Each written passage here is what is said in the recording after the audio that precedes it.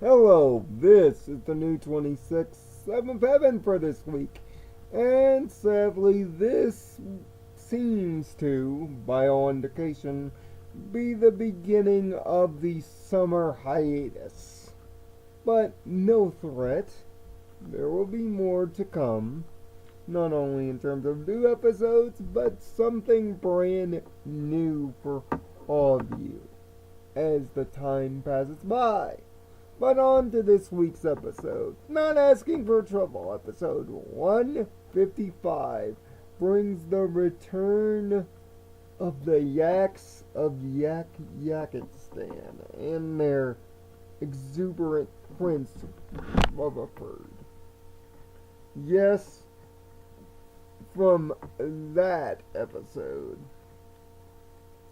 the one that American Choir Boy hates with every fiber of his being, and for good reason, because the yaks were jerks. They were unlikable, unlovable, and downright stubborn. Nothing has changed, as the yaks are still all of those things. Only this time, Pinkie Pie has been brought to their hood to help celebrate their version of Oktoberfest.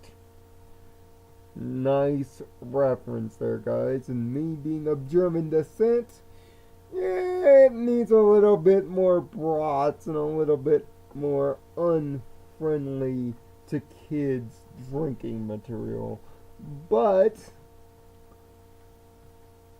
yaks do just about anything that you would imagine yaks doing. Stomping, telling stories, horn bumping, which is actually pretty cool, and more stomping. And it seems for young Pinkie Pie, it's going easy. And an avalanche buries the town, and the yaks are way too stubborn to ask for help to fix it in their typical yak way.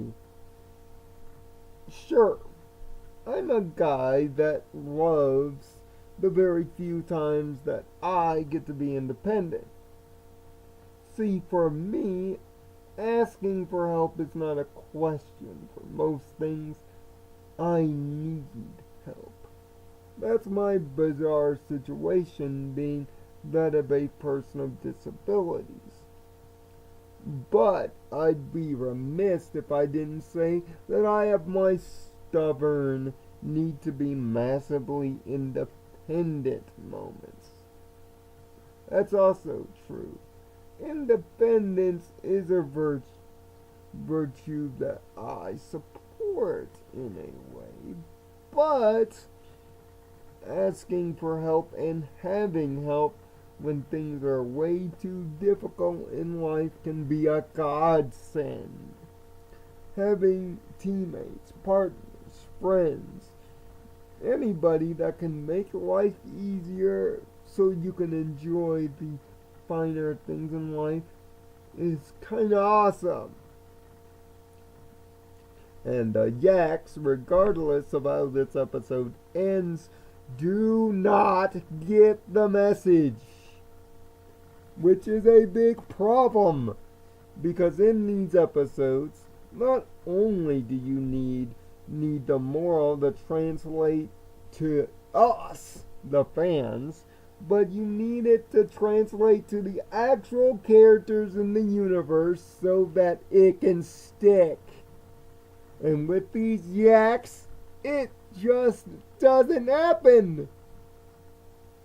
Even though my waifu and the rest of the N26 happen to unbury the town out of their friendship and want to help the yaks still think that nothing happened, and that their patience overwon, that their stubbornness still won the day.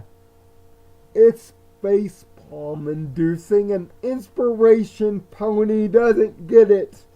Inspiration Pony not happy. Inspiration Pony want to smash episode into a million pieces, but not because of actions of Pink Pony.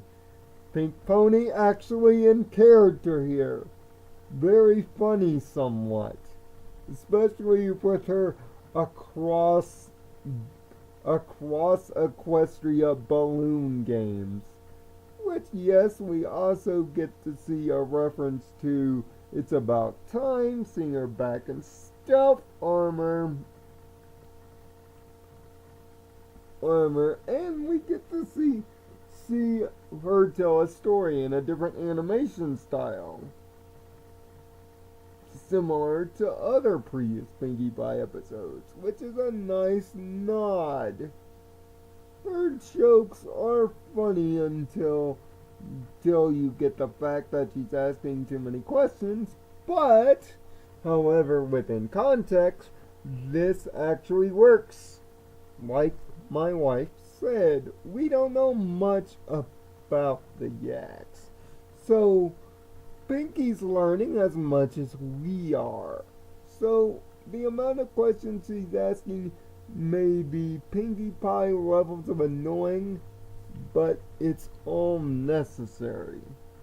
Prince Rutherford does come off as a little bit more likable, but not by much, because all that likable nature is taken out by the yaks just being goddamn stubborn. When the smartest ones in your entire village happen to be the kids, there's a problem. And once again brings about the notion of sometimes in the show adults can be hit with the idiot stick, which is kind of the case, if not already previously established, that yaks have this kind of stubborn, we have it our way nature. So I'm not gonna penalize it as heavy as you might think I would, but this still makes the episode kind of a headache-inducing chore sometimes to watch. You just wish that Pinkie would have just did what she did at the end of the episode. Left, got the help anyway, and took off. Which essentially she did. But she wanted to be so much a friend and ambassador to the yaks, and she wanted to respect even their boundaries, which sometimes, sadly, as much as we want to help people, sometimes we have to wait for them to realize that they needed the help. And that's the big lesson here. The yaks are still stubborn, they're still bad, and they never wanted the help. But it's not until they realized how much the help actually helped that they were appreciated. And sometimes in life, you gotta do that. Even if you want to bash yaks with a hammer. It does not save the episode, however, from being near the bottom. So thank God we're getting a few Equestria Girls specials and a long break. Cause hopefully when show returns, show better. That's why I give the episode a 2 out of 6 from Inspiration Pony and Pony themed kinda channel. This episode not better than previous yak episode, but shows Pinkie in great light. Moral is great, but yet contradicted in every sense of the word.